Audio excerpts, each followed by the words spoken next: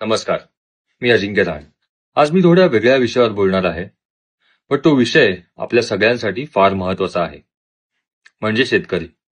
गेले अनेक दिवस महाराष्ट्राच्या बऱ्याचशा भागांमध्ये अति पाऊस झालेला आहे आणि त्या पावसामुळे शेतकऱ्यांचं बरंचसं नुकसान झालेलं आहे आणि होत आहे. हे आपण सर्वांनी वाचलंच असेल आणि ऐकलंही असेल.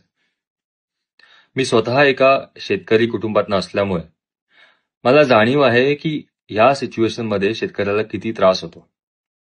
वर्षानुवर्ष शेतकरी शेतामध्ये मेहनत करत असतो आणि जे काही आपल्याला आपल्या ताटात असतं, आपल्याला जेवायला मिळतं, हे शेतकऱ्याच्या मेहनतीमुळे.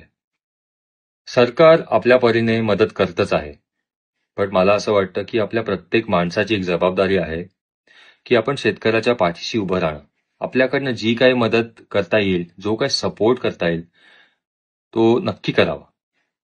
माझ्या परीने, माझ्या बाजूने मी नक्कीच मदत करतोय. बट मला प्रत्येक माणसाला हेच सांगायचं आहे की या सिच्युएशनमध्ये आपणही आपल्याकडनं जी मदत करता येईल, जो सपोर्ट करता येईल शेतकऱ्याला, तो नक्की करावा. कारण हीच वेळ असते शेतकऱ्याला आपल्या सगळ्यांची गरज आहे.